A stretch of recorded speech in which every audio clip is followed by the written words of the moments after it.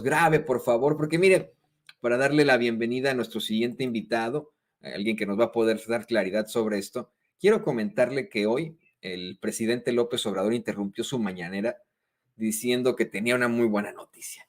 Agradeció al sector obrero y al sector empresarial, pues dijo, ya se llegó a un acuerdo para el aumento del salario mínimo y que pues ya hubo una especie de consenso. De pronto, no sé si los pueda ilustrar simple y sencillamente con esto, don David, se puede, y la ilustración o no, de pronto entraron los miembros de estos dos sectores, del sector empresarial y el sector obrero, así, intempestivamente, la conferencia de prensa mañanera con la secretaria del Trabajo, Luisa María Alcalde, y pues informaron de estas nuevas situaciones verdaderamente importantes para todos, cómo es que a partir de este 1 de enero de 2023, el salario pasa de 172 pesos por día, por 8 horas diarias, a 207 pesos, es decir, un aumento de 1,052 pesos al mes. Yo le soy perfectamente honesto, ante este rezago que enfrentamos los mexicanos desde que Carlos Salinas de Gortari tomó posesión como presidente en cuanto al salario mínimo, considero que esto sigue siendo muy, muy bajo, pero es un inicio. El salario mínimo en realidad ha aumentado de manera exponencial y por eso quiero dar la bienvenida al queridísimo jurista y constitucionalista, al doctor Isaac de Paz González, que nos puede dar un poco más de claridad sobre esto. Doctor, muy bienvenido a Sin Censura. Muchas gracias, estimado Toño, y a todo el público de Sin Censura. Pues efectivamente hay un incremento salarial, sería el quinto incremento salarial en lo que va del sexenio. Y como bien dijiste, hay un aumento ahora a 202 pesos. En general, en la zona norte, de hecho, el aumento es mayor en la franja de la frontera norte, dada la disparidad económica de las ciudades fronterizas de Estados Unidos con las de México, incrementa a 302 pesos. Y esto rompe también uno de los grandes mitos, de los dogmas neoliberales, eh, concerniente a que no se podía aumentar el salario porque aumentaba la inflación, aumentaba los costos de producción. Es decir, en la época en que gobernó el PRI y el PAN, nos dejaron con un salario de 88 pesos. En el 2018 era el salario mínimo.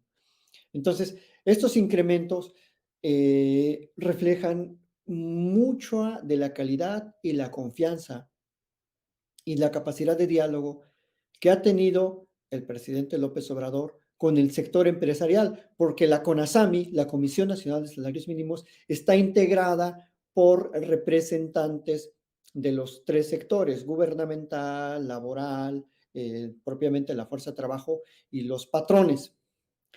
Eso quiere decir que hay una gran capacidad política para llegar a acuerdos que beneficien principalmente a los trabajadores. Y fíjate, cómo en 4 años se ha logrado lo que no se hizo en 40 años de neoliberalismo, en 40 años de gobiernos que estuvieron mayormente al servicio de los patrones. Entonces, más allá de las cifras, que desde luego es muy importante, porque como bien lo dijo Luisa María, hay un beneficio directo en el bolsillo de la clase trabajadora en México, alcanza para más. Y por lo menos ese incremento sostenido en pandemia, ojo, en pandemia, que no se nos olvide que vivimos en medio de una pandemia, pues refleja que también hay mucha productividad. Y como lo dijo el representante del sector laboral, en México la mano de obra es una muy buena mano de obra, es calificada. En México somos pues personas de mucho trabajo, de mucho empuje y se nos tiene confianza en todos los sectores, público, privado, para llevar a cabo pues las actividades laborales. Entonces, esto es algo que no se, digamos, no se presume mucho, pero creo que es uno de los mayores logros de este gobierno, aunado a que no solo hay un incremento directo, sino que hay una serie de reformas laborales que van a beneficiar y están beneficiando a la clase trabajadora, Toño. Eso te diría de arranque. Y creo, doctor, que esta es la pregunta obligada. Le voy a pedir a Alex que nos grabe con esto. Lo que te decía desde un principio, doctor, de cómo es que debido a estos 40 años de rezago en los que no creció ese salario mínimo, México se encuentra en los países que tienen uno de los peores salarios mínimos en todo el mundo. El salario mínimo de México es muchísimo menor que el de Guatemala, El Salvador y China, por ejemplo, ¿no? Un lugar, una gran nación, por cierto, pero a la que siempre se le ha atribuido la mano de obra barata. La verdad es que en estos momentos sí, en efecto, ha habido un incremento exponencial en el salario mínimo, pero 207 pesos considero sigue siendo muy, muy poco. ¿Cómo vamos? Y ha estado avanzando ese incremento.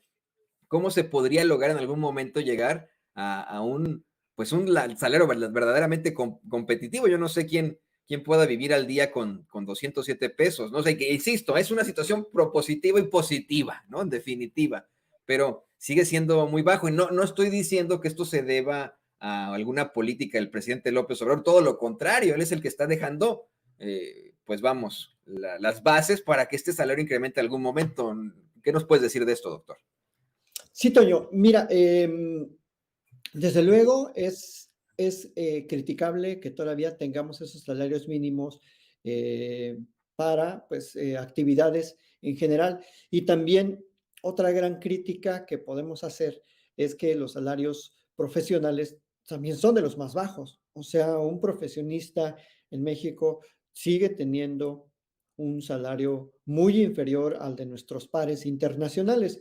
Por poner un solo ejemplo, en el sector universitario, la competitividad que se nos demanda es internacional, pero los salarios siguen siendo nacionales. O sea, un profesor en Europa que hace lo mismo que yo hago, gana 5,000 euros al mes.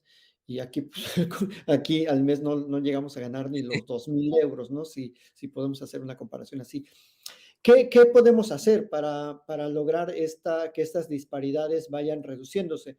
Bueno, de entrada, seguir manteniendo esta política, sobre todo de disciplina económica, de no endeudarnos, de seguir incrementando la recaudación, de fomentar que no haya exención de impuestos. O sea, todas esas actividades y acciones que ha llevado a cabo el presidente le dan una confianza al sector productivo que incrementa la productividad y eso puede ir gradualmente incrementando el nivel de ingreso de salario mínimo. No se puede hacer así por decreto de que hoy para mañana haya un 100% de aumento. Creo que en estos 4 años ha sido muy positivo ese incremento gradual, sostenido y sobre todo con unanimidad, es decir, con la plena confianza y la plena voluntad de todos los sectores involucrados, porque eso también es muy importante, Toño. No podemos pasar de un modelo, digamos, de salarios muy bajos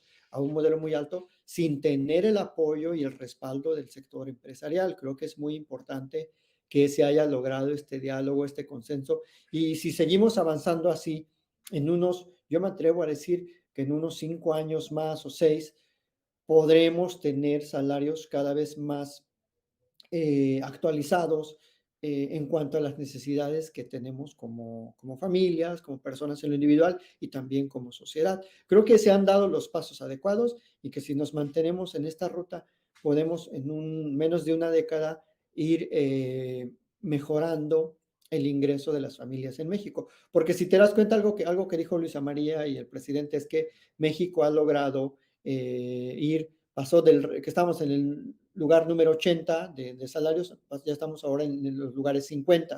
Es decir, estamos avanzando hacia ese grupo de países que tratan de mantener un salario equitativo y proporcional de acuerdo a las necesidades económicas, a las necesidades de vivienda, a las necesidades de vestido, de educación y, ¿por qué no decirlo?, también de esparcimiento.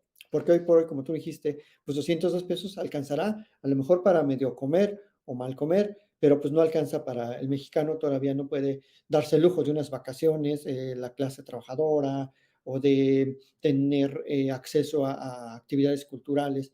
Entonces, creo que estamos en una buena ruta, sobre todo teniendo en cuenta que en 40 años no se había hecho nada. O sea, era un dogma, le aumentaban 3, 4 pesos al año, es una verdadera, pues, no, pero una Ridiculez. mentada de madre, ¿no? A los trabajadores, decir que Sí, 3 sí. pesos cada año, 4 pesos, y ya se sacaban ahí la foto, ¿no? Peña Nieto con la CONASAMI, y tenían todo bien arreglado para que nunca la clase trabajadora pasara de vivir y todavía hay muchos sectores en los que la explotación laboral es el pan de cada día. Así que esa parte de la Secretaría del Trabajo, las actividades de fiscalización que lleva a cabo la Secretaría del Trabajo junto con el IMSS y junto con el SAT, quizás son el gran pendiente que dejaría, me atrevo a decir, esta administración, ¿no? De cómo también fiscalizar que esas empresas paguen salarios dignos y que no solo se tomen la foto, sino que de verdad en todas sus fábricas que están por allá,